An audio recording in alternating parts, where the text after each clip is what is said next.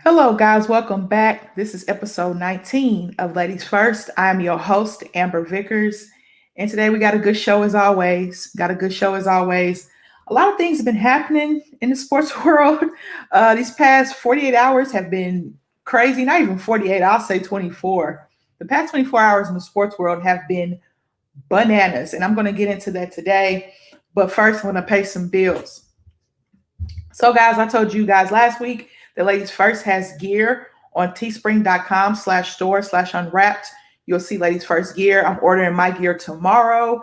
That way, I'll probably be here the next 2 weeks or so. So, when I wear it, you'll see my mug, you'll see my t shirt. Right now, I just have on a regular unwrapped t shirt, but you will see my Ladies First gear when I order it and when I get it in. I'm going to kind of do a clothing haul and show you guys what I've bought from the Unwrapped Sports Network so far. I have 2 stickers on the back of my computer from the Unwrapped Sports Network. I have a hoodie, a couple of hoodies. I got some shirts. I got sweatpants. So I'm going to give you guys a little haul of what I've bought so far. And then, of course, when I get my Ladies First gear, I'll show you that as well. So go check out our store, guys. Go support the Unwrapped Sports Network. All of the live lineups have gear. And then we just have regular unwrapped gear as well. So it's a wide variety of things you guys can choose from. Also, if you want to find out how to win money to buy that gear, mybookie.ag, use the code USN100 to double your first deposit. Alex and Corey do a great job on Saturdays with bets. Then we have unwrapped these bands now back with Caleb. So we're showing you how to win money, and then we also showing you how to spend money and show some love. We usually have discount codes and things like that. So we want to make sure that we appeal to the masses, and then we're showing you how to win the money, and then we're showing you how to spend the money, I guess you could say, or save some money. Also, rxhemp.com, use the code rxhemp/USN and get 10% off of your order. Now, with that, we're showing you how to relieve achy sore muscles with CBD cream. I think Garrett bought some cream. Alex has some cream. They use it, and they say it's wonderful. If you're like me and you're older, and oh, thank you, Jaquay. That's my big sis, Jaquay. Hey, Jaquay, shout out to Jaquay. I appreciate the love on the show. If you're like me and you just need some pain relief because you're getting older, the weather's getting colder, get you some CBD pain relief cream. It'll do wonders for your body, let me tell you. Guys, and I don't know where to start. That's it for the promotions. I'm lost for words where to start. I really am, because it's a lot going on.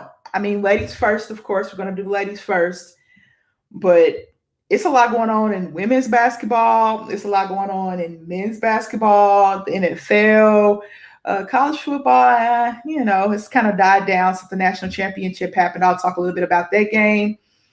But we're just going to dive into it, and we're going to start light. I'm going to start very light, and then I'm going to pick it up once I get to the meat of the show. And when I end the show, it's going to be something else light. I mean, because I talked about the James Harden trade yesterday with Matt and Garrett. Shout out to those guys who were able to stream with me. We talked a little bit about the James Harden trade. We had fun with it. Alex cracked his jokes. We cracked jokes back with Alex. So it's always a fun time when we go live as an Unwrapped Sports Network family. But that trade threw me for a loop. I knew it was going to happen, but we'll talk about it, guys. We'll talk a little bit about it. But if you guys want to check out how me, Garrett, and Matt felt about that trade, go to the YouTube page, of course. Type in Unwrapped Sports Network, and our video is up. The title of the video should be Harden finally gets his ticket to Brooklyn. So that's the title of the video. Harden finally gets his ticket to Brooklyn. We had a lot of fun on this show. We have a lot of fun when we stream together. So we're all one big happy family. Okay, I'm going to do the women's top 25 for college basketball. Now, I've told you guys I'm starting light. I'm starting light. I'm going to do the AP poll. I don't do too much of the coaches poll necessarily. I like to go off the AP poll, and I start from the bottom and I work my way up to the top. So here we go, guys. We got Washington State. Okay, this is 25-1. Okay, guys. So Washington State at 25, Syracuse at 24, Tennessee at 23. Shout out to the Lady Vols. They got some good wins, quality wins. I talked about that last week, and they're finally in the top 25. I wonder what took them so long, because they're 8-1. I wonder what took them so long, the quality wins that they have. We got Northwestern at 6-2, Texas at 8-2, Gonzaga 10-2, DePaul 6-3, Indiana 7-3, Arkansas 10-4. The Lady Vols actually beat Arkansas. South Florida 9-1, Ohio State 6-0, Mississippi State 8-2, Michigan 9-0, Kentucky 9-3. They have the best player in the country, in my opinion. Arizona 8-2, Oregon 9-2, Maryland 9-1, UCLA 7-2, Texas A&M is still 12-0. So if Texas A&M is 12-0, why aren't they in the top 5? I wonder how they do this. The Associated Press does this. That's interesting. Baylor 8-1, South Carolina 8-1, UConn 7-0, NC State, who beat South Carolina, is 10-0. Louisville 10-0. I think they're the best team in the country. And then Stanford's 10-0. Stanford be hard to beat. I don't see Tennessee at 8-1 doesn't make sense to me. Texas A&M at 12-0 being number 7 doesn't make sense, and Tennessee being 23-8-1 doesn't make sense. I'm going to look at Tennessee's opponents. We're going to look at this and try to figure this out. Let me see. They lost to West Virginia. The game against Texas was postponed. They beat number 15 Indiana. The game against Texas A&M was postponed. They beat Arkansas. They beat LSU.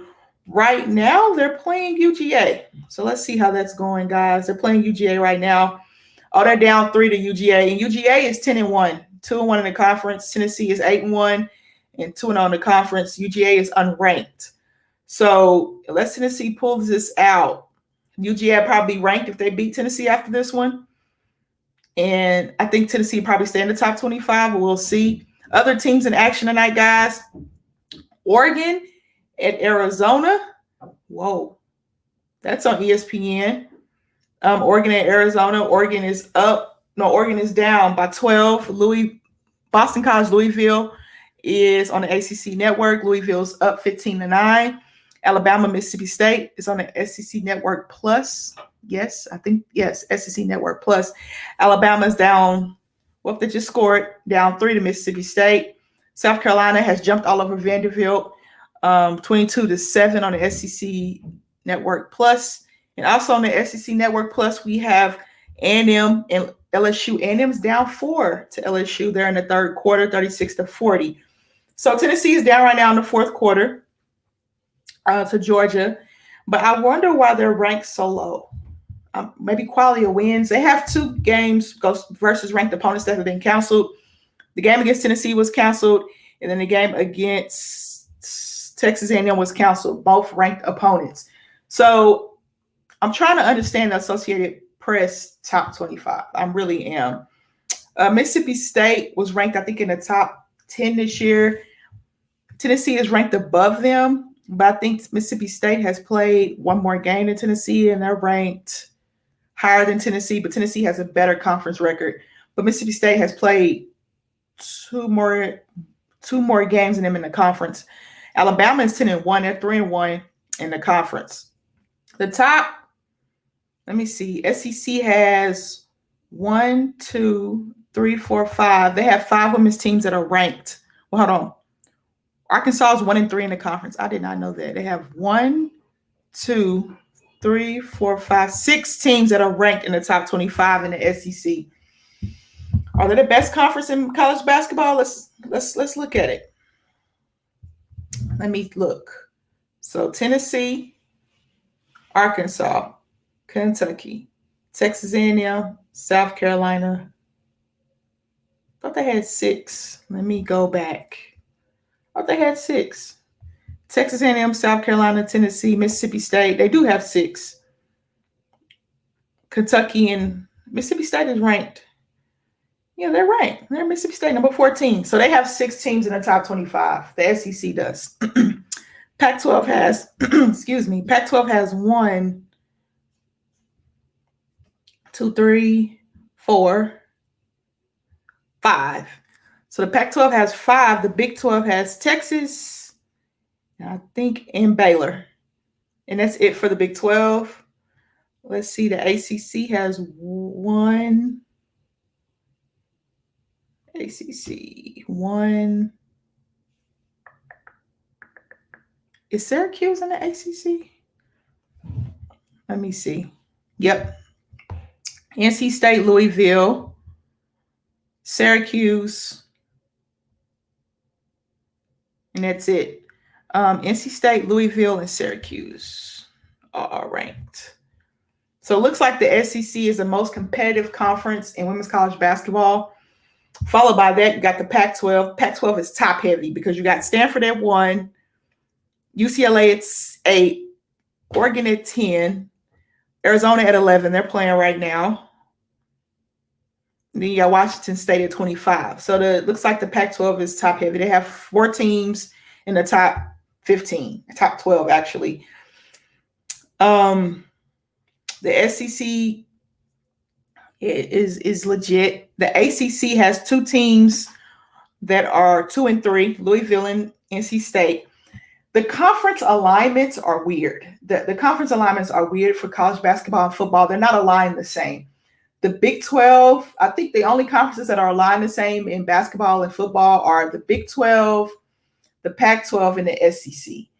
The ACC invited Notre Dame in, and they're in now. And the Big 10 is the same. The Big East, I think UConn went back to the Big East this year. Yes, they did, because they were in the American Athletic Conference last year, and they came back to the Big East. The Big East in men's basketball used to be a juggernaut. I mean, it was every year they were getting 8 or 9 teams in. The Big East tournament was like the biggest tournament of the year. It's played at the Mecca. And women's college basketball is more spread out, a little bit more spread out. But it seems like this year the SEC has the best player in the country, in my opinion, and they have the best conference with 6 teams ranked in the top 25. And right now, Georgia is beating Tennessee, and they'll probably be ranked in the top 25 if they beat Tennessee. So the Big East now consists of Butler. Butler joined the Big East. Butler, St. John's, Xavier, Georgetown, Creighton, Providence, Seton Hall, Villanova, DePaul, Marquette, and UConn on the women's side. So they've aligned conferences a little bit different because Cincinnati used to be in the Big East. I don't think they are anymore. Marquette's still there. Well, let me see. At the full standings? Yeah, that's full. Butler was an independent for a while. So they've been realigning conferences. Tennessee is down by 1 with 15 seconds left to go, guys. They've been realigning conferences for men's and women's basketball and for football a little bit. The biggest difference, I think, with football is I know money plays a huge part in this. Money and viewership, TV and sponsorship deals. There's a lot that goes into alignment of conferences, but the SEC has the best conference in women's college basketball. I promise, guys, I'm going to get somebody on here to talk about women's college basketball. I know I keep telling you guys, hey, I'm going to bring a guest on. I am going to bring somebody on within the next couple of weeks to talk women's college basketball. And that episode will be dedicated to the ladies only that day. I know I've had some episodes dedicated to the draft, the college football playoff. So I have to give my women their due. And then when the WNBA starts back up, there will be episodes dedicated to WNBA because we need that. We're ladies first. So I always put the ladies first. That's what I want to talk about for women's college basketball. I will dive back into some women's sports topics as well at the end of the show. I'll start a show with talking about the ladies and representing for the ladies, and I end it talking about the ladies and representing the ladies. But that's it, guys. That's the top 25. The best conference in college basketball is the SEC for the women's side. Now, I don't know which subject I want to get into first. Since I'm on college basketball, I might as well talk about the men. All right, so I'm on the college basketball topic. So we're going to talk about men. We're going to talk about the men. A lot to dive into. Let's see. The best team in college basketball by far is Gonzaga. I thought Jalen Suggs hurt his Achilles really bad, but it looks like he didn't because the way he walked off the court and couldn't put any pressure on it. it looked bad from a fan perspective. And that was like 2 months ago, because I know Gonzaga took like a whole month off without playing basketball. But Gonzaga plays Pepperdine tonight on ESPN at 8 o'clock. Arizona State and Oregon have been postponed. Michigan State and Iowa have been postponed. Houston and USF has been postponed. Will we get conference tournaments this year? I don't know. Will we get an NCAA tournament this year? I don't know. I know they have said that they're going to put it all at one site for the men, and I think they're going to put it all at one site for the women. But the way that these postponements are set up, how do you do bracketology? Let me look at bracketology, guys. Let me look at this. Okay, this is Joe Lunardi's bracketology for January the 12th. Okay, guys, January 12th. And he just has regions, because remember, it's all going to be at one site. So the Big Ten has 10 teams in. We already knew that. The ACC has 8. Big 12 has 7. The SEC has 6. Pac-12 has 5. Big East 5. Mountain West 2. Atlantic 10, 2.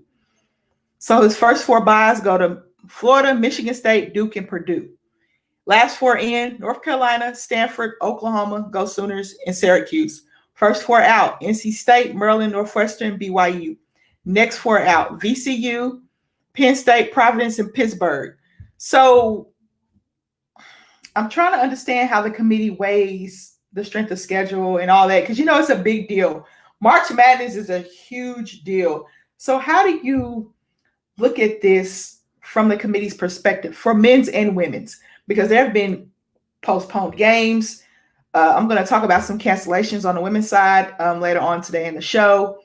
And they just canceled their whole season. I'll talk about that later on at the end of the show. There's been a lot going on for men's and women's basketball. How do you rank these teams? Because we didn't get to see Gonzaga and Baylor, the best 2 teams in college basketball, in my opinion. We didn't get to see that on the men's side because they had to cancel their game. Gonzaga didn't play basketball for almost a whole month, and then they came back due to COVID protocols. So what goes through the committee's mind when ranking these teams? I think they had the same kind of problem in college football, but they were able to play their conference championships in college football, and they were postponing games, but they had enough leeway to kind of replay those games. I think there were some games like Oklahoma and West Virginia never got to play. Oklahoma essentially won the Big 12, got a spot in the Big 12 title game with Iowa State with the win they had against Baylor. Iowa State punched their ticket in the week before, so that West Virginia game wouldn't have mattered. I think if that West Virginia game would have mattered, I think they probably would have pushed the Big 12 championship back and let Oklahoma play West Virginia, because Oklahoma State was in that mix for Big 12 title game potential, and so was, I think, Texas. So Oklahoma decided their fate when they beat Baylor, and then Iowa State decided their fate when they beat West Virginia. They pounded West Virginia. So how does the committee look at who goes and who doesn't for college basketball? That's really my biggest question, and that's going to be very tough. That's going to be very tough, because games we wanted to see, we didn't get to see. So the safest bet for most of these teams that are on the bubble is to win games against ranked opponents, if you have them, because the Big 12 has 7 teams in. So the Big 12 has Texas in, they have West Virginia in, Baylor, Texas Tech, Oklahoma State, OU, and I can see it in Kansas. How did I forget Kansas? In Kansas. So the Big 12 has those 7 teams in thus far. And they're going to beat up on each other, because we're getting Baylor and Kansas on Monday night, Big Monday. Texas lost to a buzzer beater. Mac McClung hit a buzzer beater last night to beat Texas. Texas beat West Virginia on the buzzer beater. Oklahoma beat West Virginia. There are great, I can't talk tonight. There are great quality teams in the Big 12. And the best conference in college basketball, it was the same way last year, is the Big 10. For the women's side, it's the SEC. For the men's side, it's the Big Ten. The Big Ten is going to have 10 teams in right now. As of right now, according to Joel Lenardi. Let's look at the Big Ten standings. Who is the giant in the Big Ten? Michigan ran through Wisconsin like whipped mashed potatoes. I mean, it was, oh my goodness. It was bad. And they went on like a 42-4 run or something like that. I was like, goodness. Juwan Howard has those boys playing. Let me tell you, they are playing some great basketball. Shout out to Juwan Howard, member of the Fab Five. I'm glad he got to go back and coach at Michigan, and all was well after what happened with the Fab Five. If you guys haven't seen that 30 for 30 documentary, go check it out. I know it's old, but maybe some of my younger viewers haven't seen it and don't know who Juwan Howard is and don't know who Jalen Rose is, Chris Webber.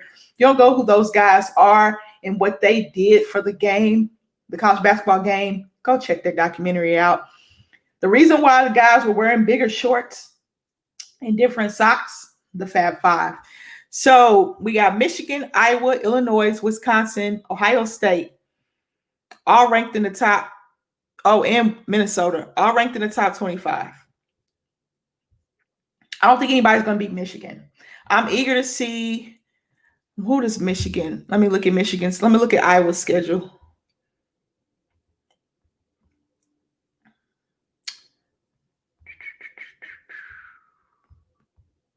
Iowa plays Michigan on the 4th of March. Let's hope we make it to the 4th of March, guys.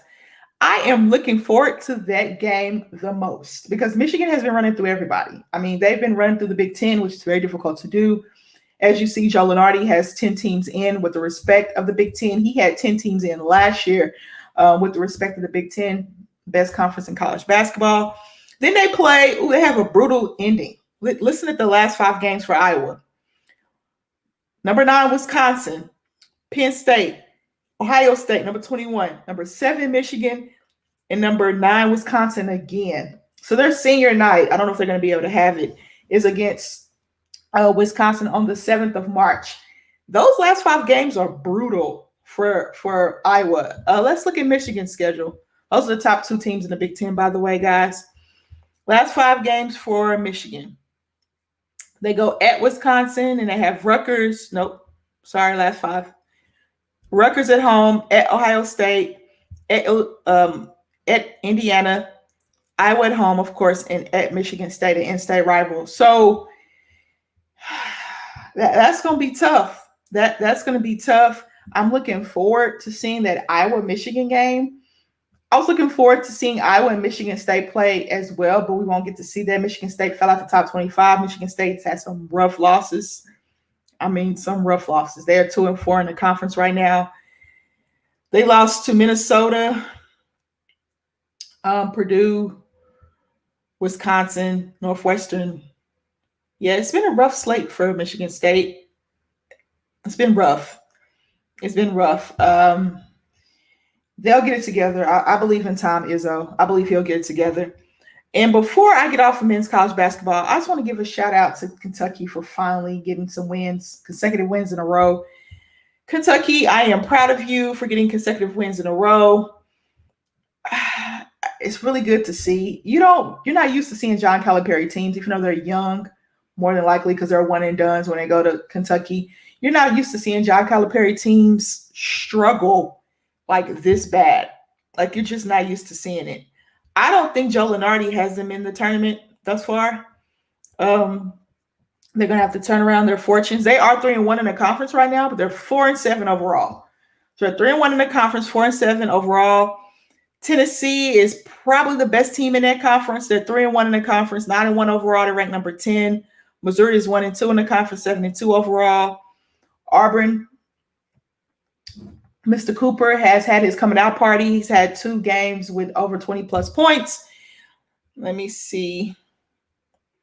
Alabama's undefeated in the conference. LSU's 4-1. They have a really good player at LSU. What is his name? Nick Andre. He's a part of the Unwrapped Sports Network. He writes about him. What is his name? So as I look at the roster, I'm going to know who it is.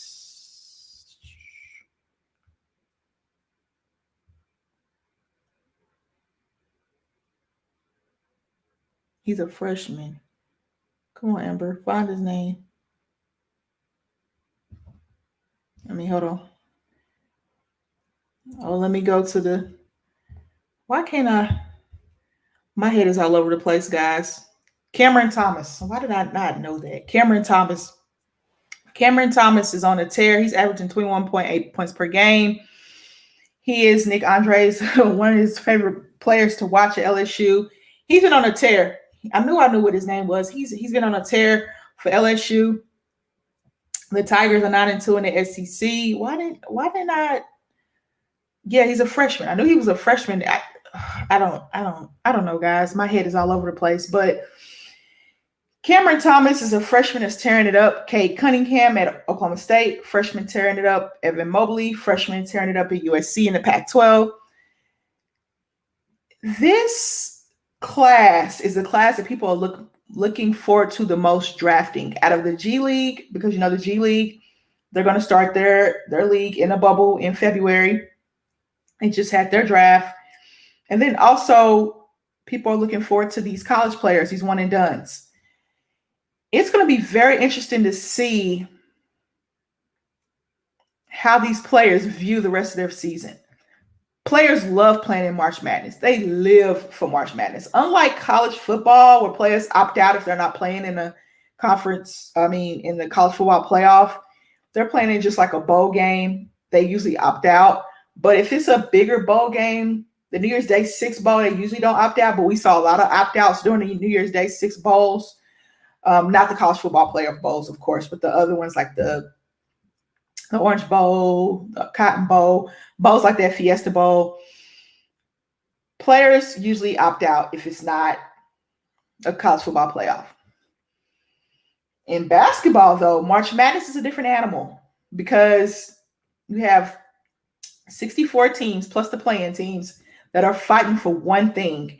And who doesn't love March Madness? March Madness is the biggest money maker in college sports.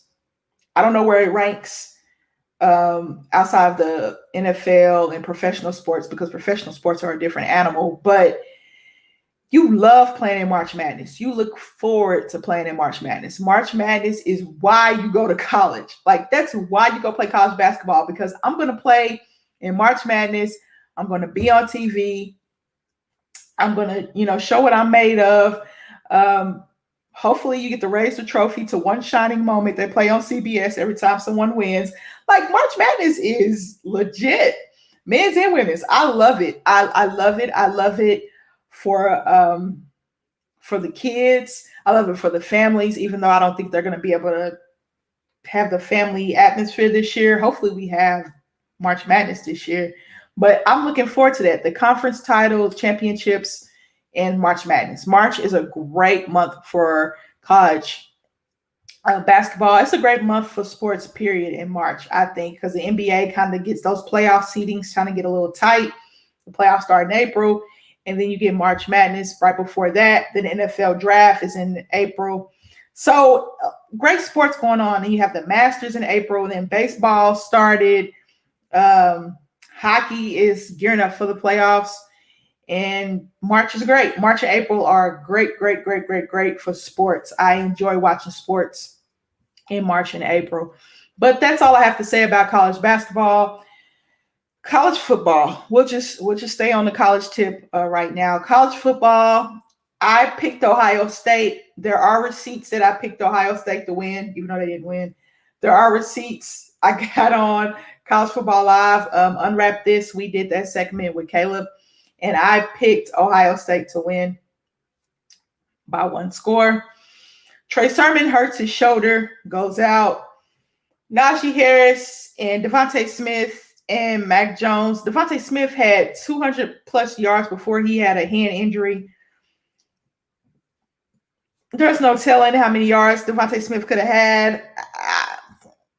I watched the game, and from an X's and O's standpoint, Mac Jones was really, really good. Justin Fields didn't have a bad game. Alabama is just that good. He didn't have a bad game. Like, he didn't have a horrible game. Let's look at Justin Fields stats. Let's do that. I'm on ESPN right now. We're just gonna look at his stats because I don't think he had a bad game. I don't think he had a bad game. It was just that Mac Jones and Devontae Smith went and just went. Devontae Smith was catching passes. He was so wide open. It was ridiculous. I was like, why is he that wide open? But hey, Justin Fields had 6 carries for 67 yards. He was 7 of 33 for 194, 1 touchdown. His QBR was an 87.2. Now you look at Mac Jones. Mac Jones was 36 for 45, 464, 5 tubs. His QBR was a 98. Najee Harris had 22 carries, 79 yards, and 2 touchdowns. Devontae Smith, I think that these are his first half stats because second half he hurt his hand and he didn't play. Devontae Smith, 12 catches, 215 yards, 3 tubs. His long was 44. Their best receiver, Chris Olave, had 69 yards on 8 receptions. His long was 20. He had no touchdowns. Garrett Wilson is a guy that Jesse is very, very high on. He had 3 catches for 50 yards and 1 touchdown. He didn't play bad. I mean, he didn't play bad. Like, Justin Fields did not play bad, but he had to play great. You know what I mean? He had to play great in order to be Bama. When your starting running back goes out, it hurts your offense. Trey Sermon had 1 carry for 2 yards. That 1 carry, his shoulder was just not good. They took him in an ambulance and took him to the hospital. Then Master T came in and carried the ball 15 times for 65 yards. Justin Fields, as I said before, had 67 yards rushing. Crawley has 6 carries for 14 yards.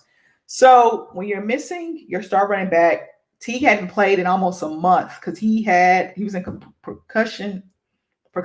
concussion protocol, and he wasn't able to play.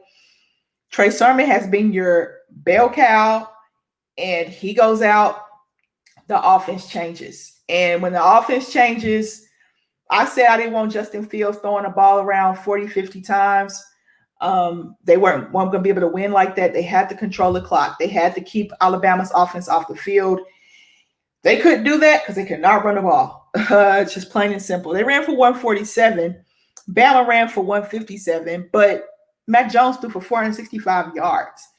And turnovers. Let me see. Mac Jones had a fumble. There was only 1 turnover in the game. Mac Jones's fumble, which led to Ohio State's score. I felt good after the first 25 minutes of the game because it was 17-35 at half. I felt good. I felt good about my pick. I said, okay, it's okay. Bama in that second quarter went crazy and scored 28 points. Devontae Smith just had fun. He was out there running with the roses, and he was able to pick one and smell it, pick one and send it to his mom, give Nick Saban a rose.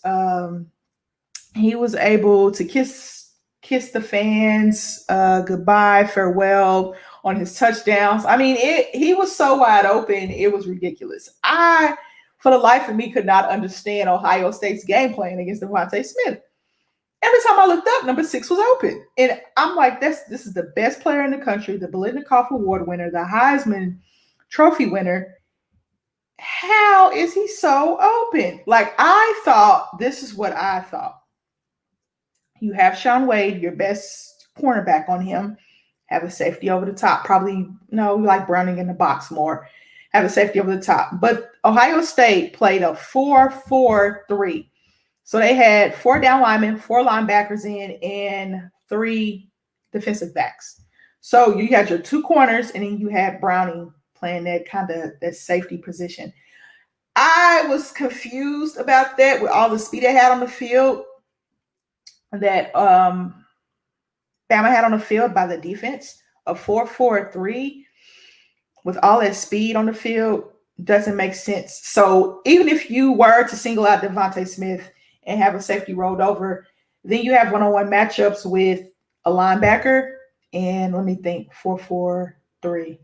No, you got that takes away to your defensive backs, and you have a one-on-one matchup with their second leading receiver, who was Mechie, and he's going to be good. Even Jalen Waddle played. I told you guys, Jalen Waddle. I said it. I said Jalen Waddle might play. They asked Devontae Smith in the press conference. Devontae Smith said, "I don't know. His ankle's not right. He was in a boot when he came home, but the speed is there. But the gimp is there.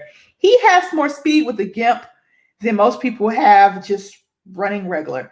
But he showed a lot of heart. He had 3 catches for 34 yards, as long as 15. He got a crucial third down for them as well in the red zone. But you had Shaun Wade, right? Your best corner at Ohio State, probably second-day draft pick. He might go second round. I'm not sure what Todd McShay and Mel Kiper, how they feel about him. And then you have your best receiver. I thought that they would go Shaun Wade, safety over the top. But instead, they played a 4-4-3, and I think they played a zone. So Devontae Smith just had to find the holes in the zone, and that's not hard to do. It's just like basketball. They don't play zones in professional basketball because they just don't. You see it every now and then, but you don't see it on a regular basis. So you play a 4-4-3, and Devontae Smith goes for 215 in the first half. First half, guys, not the whole game, not the whole game plus some overtimes. The first 30 minutes. So, yeah, they played 15. Yeah.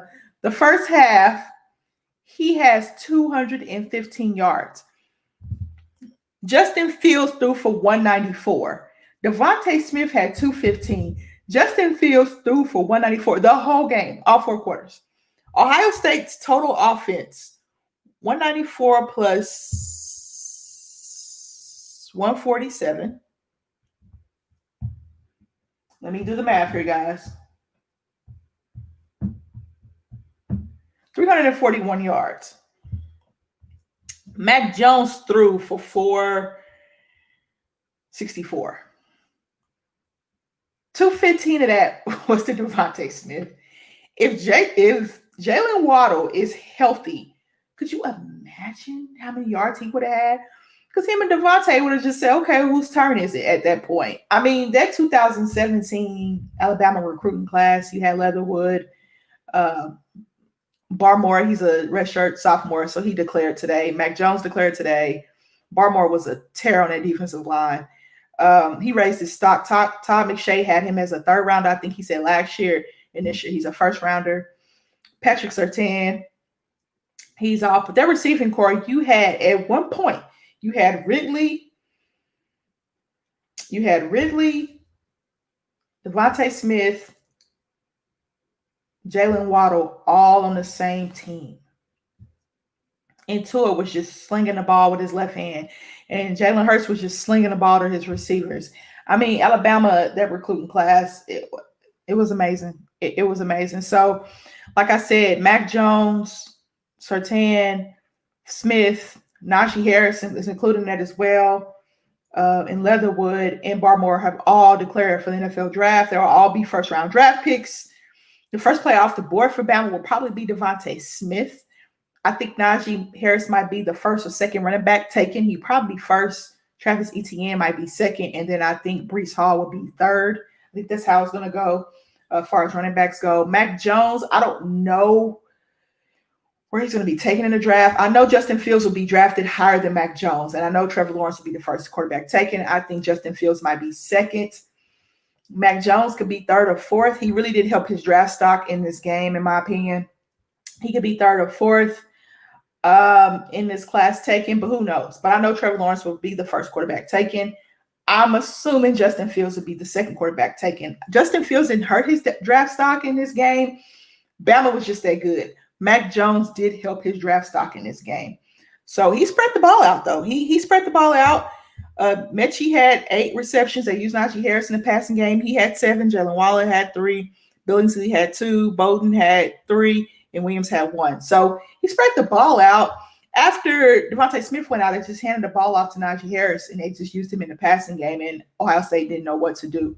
So shout out to Alabama. Nick Saban now has 7 national championships, I believe. So he's inching close to Bear Bryant,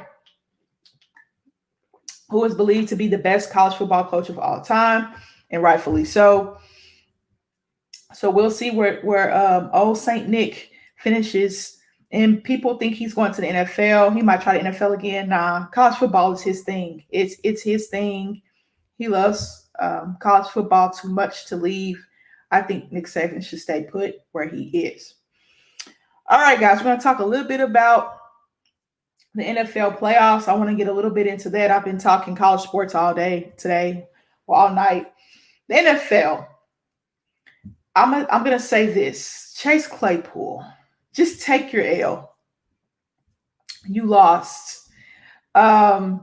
He made some comments about Cleveland is going to get waxed by the Chiefs. He's been a sore loser. I know he's a rookie. I know he's young. But just take your L. Just hold your L, bro. That's what they say. That's what the young kids say. Just hold your L, bro. I mean, you lost, and you lost your quarterback through, I think, Ben threw 4 or 5 picks. You lost, and you didn't play well. You just didn't play well. You got outplayed, and you don't know how to handle a loss. It's very childish. The comments were very, very childish. I think he said something else along the lines of, I'm paraphrasing here, guys, about the Cleveland not handling the win well, or something he said about them winning. And I don't know how to feel about that. Like, if you take an L, you take an L. They beat us fair and square. We got ran off the field, which you literally did. You lost the game. You had a valiant effort. You tried to come back. You couldn't quite get over the hump, and you took an L. So Chase Claypool, just take that L, come back harder next season, and you don't have to say anything. You don't have to say. All you have to do is say congratulations to the Cleveland Browns. You disrespected them to start. They disrespected you on the field, and you're disrespecting them afterwards. It's not a good look for you, bro. It's just not. I just don't understand it. I don't get it. I know someone said, what analyst said, these new age kids are different. They are different. They are a different breed. Social media is a different animal. It's a different breed. It's good and bad, used for good, used for bad. I think they call it clout. I'm not sure. I try to keep up as much as possible, but I am a 33-year-old woman that grew up in a different era. So we didn't have social media when I was 23. Well, we did, but it wasn't as big as it is now. So we had Facebook. Twitter was getting its feet wet, but social media now has all these different platforms and avenues that you can go on and express your opinion and express yourself. Also, I want to give a shout out to the NFL for having Nickelodeon, getting the kids involved. That was interesting. I really enjoyed seeing the Nickelodeon aspect to the NFL. It reached a broader audience. It reached younger kids. You got to see the slime and things like that. So I would have loved that as a kid, because as a kid, we loved Nickelodeon. Nickelodeon was huge when we were kids. I don't know how big it is now, but I think the NFL is trying to bring back Nickelodeon a little bit and try to get the audience, a younger audience as well. But I had fun as a grown adult. I was like, man, I want to run through this slime. I felt like Wild and Crazy Kids. I used to watch Wild and Crazy Kids back in the day. What Would You Do? Guts, Legends of the Hidden Temple, all of those shows on Nickelodeon, all those game shows when we were kids.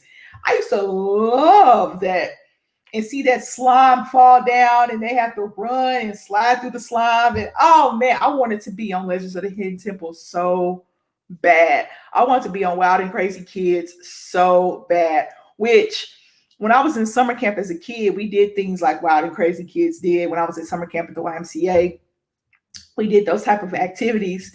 That was fun, but I loved it. I love Nickelodeon. So shout out to the NFL for expanding its audience and reaching out to the younger crowd. And that was fun. I enjoyed it. I think it was received very, very well. I mean, a lot of people, a lot of grown-ups, like grown adults on Twitter, like, I feel like a kid again. Like, this is amazing. My kids are having fun watching college. I mean, not college, but the NFL. Young Sheldon was on there explaining how penalties work. I thought that was hilarious. But the NFL did a great job with that. So shout out to the NFL.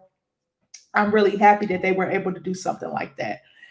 All right, guys, we're going to end the show today. But of course, we're going to talk about the women. I didn't get much into the James Harden trade. I knew I was going to talk about it, but I ended up talking about college football and college basketball a little bit longer. I will talk about that James Harden trade because James Harden will have played at least 2 or 3 games by the time Thursday hits, hopefully, if he passes physical and safety protocols. But he passed physical, so he's officially I'm about to call him a New Jersey Net, a Brooklyn Net. He's officially a Brooklyn Net because he passed his physical. So I will talk about that and how I think he's performed. Hopefully by that time, Kyrie comes back.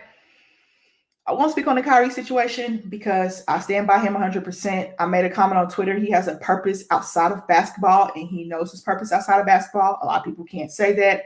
I support Kyrie. I would never bash another Black man for making decisions about his life. We don't know what's going on with Kyrie. That's all I'm going to say about Kyrie. I could say more, but I want to make sure that people understand that these are human beings and are not just products you see on TV.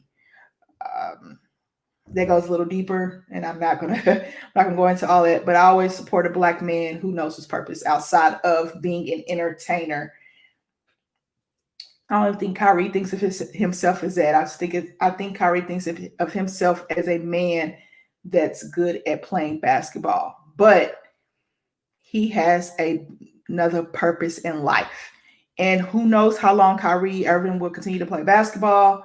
But whatever he decides to do, I'll support him during his career, after his career, whatever he decides to do, because he's done so much outside of basketball to find his purpose. And I think he's found it. Maya Moore is the same way. I don't know if we'll ever see Maya Moore on another basketball court ever. I don't know, because she's found her purpose outside of basketball. Renee Montgomery has a lot going on. I talked about her and Marshawn Lynch last week. She has a purpose outside of basketball. And I don't know if she'll ever play basketball again. I'm not sure. Natasha Cloud just came off a WBA championship, decided not to play in the Wubble, has a purpose outside of basketball. And so when these athletes, they're people, they're humans, when they find their purposes in life, a lot of people can't say that. When they find their purposes in life, we should support it. I know you guys enjoy watching Kyrie play. I enjoy watching Kyrie play. I enjoy watching Natasha Cloud play. I enjoy watching Renee Montgomery play and Maya Moore play. But when you find your purpose and God says, okay, you've played basketball, you built your platform, go serve your true purpose. I think that's beautiful to see. And it's beautiful to watch because we see everything on social media. We don't see much of Kyrie because he kind of stays to himself, but he did get on a Zoom call with us talking about social justice reform. We saw Maya Moore and her purpose, and she ended up marrying the guy that she freed. So shout out to Maya Moore. Renee Montgomery is everywhere. She does so many things. I can't even talk about everything she does. Natasha Cloud is the same way. She does a lot of things. It's a lot. They do a lot. So I appreciate those human beings stepping outside their realm of entertainment and fulfilling their sole purposes in life. So I really appreciate that. I told you guys I would talk to you about a topic tonight in women's sports. Virginia women's basketball has canceled their season. Duke, if you guys know, I talked about this on previous shows. Duke women's basketball, their head coach is Kara Lawson. They've canceled their season as well. They canceled their season probably a month back, but Virginia announced today that they're canceling their season. Oh man, that's tough. And that's tough because you really wanted to see these players get to fulfill their dreams and play in college basketball. And I'm going down my timeline to make sure I didn't miss anything. Urban Meyer, new head coach for the Jacksonville Jaguars. I'll talk about that next week. I didn't talk about professional sports much today. I kept it in college today. Jackie McMullen has some comments about Kyrie Irving. That's a little sensitive. I won't get into that. 1 year ago today, WNBA and the Players Union announced that they had agreed on terms on a groundbreaking collective bargaining agreement. That's what got the WNBA players more pay, and that's how they were able to create the wobble. Let's see. Let me look at some more stuff. I have it all on my timeline. Yeah, Virginia, they canceled their season. I have a lot of things on my timeline, and I try to get to everything. Asia Wilson. Asia Wilson has a statue outside of South Carolina. Here's some of her things she did in college. NCAA champion, NCAA Final Four most outstanding player, National Player of the Year, 3-time SEC Player of the Year. Shout out to Asia Wilson. Love me some Asia Wilson. I like lefties. I have a special place in my heart for lefties and 4-year players. If you guys watch the show regularly, you know I love lefties and 4-year players. Just a special place in my heart. I think that's it. Shout out to Betty White. She just turned 99 today. Loved her on The Golden Girls as Rose, one of my favorite shows of all time. Had to throw that in there, guys. But that's it. I retweeted a lot of stuff today on the women's side. I wanted to make sure that I was able to tell you guys those important things. Asia Wilson getting a statue outside of South Carolina. Shout out to her. Shout out to Dawn Staley. They're in action right now playing Vanderbilt. And let's see. Then Virginia canceling their season. Make sure I got everything. I think I got everything, guys. That's it. That's it for the show today. I really appreciate you all for coming on and watching me do my thing every Thursday. Next up, we have Saturday Standouts. I think Saturday Standouts is going on next. Let me check my group messages. I think they're going on next. Let me see. I think Sam is out on vacation this week, so I think it's just going to be Caleb and Matt and Sam. Well, Sam is coming on. So it'll be Caleb, Matt, and Sam. They're coming on right after me. So I actually need to get off of StreamYard so they can do their thing. So it'll be Saturday Standouts. They're going to talk a little bit about the national championship and talk about the draft. So guys, right after I get off of here, just stay on Twitter, stay on StreamYard, or Periscope. I think you guys Periscope, we use StreamYard. Stay on Facebook and you'll get Saturday Standouts with Matt. Matt was on a call with me last night with Garrett. You'll get Matt, Caleb, and Sam. I didn't think Sam was going to be able to do it. I thought he was going out of town, but it looks like they were able to make it work. All right, guys, that's it. And right after them, you have Backstop Banter with Michael Lawson and Mr. Connie. So you got Backstop Banter after Saturday Standouts, excuse me. And then you have my show. Aaron's show was before mine. So Thursday was a little packed today. They usually do Saturday Standouts on a different day, but they had to do it today. So guys, go check that out. I am signing off, and I will see you next week with episode 20. I might have a surprise guest. Who knows? We'll just see how it all works out. But I appreciate you guys for tuning in, and I'll see you next week.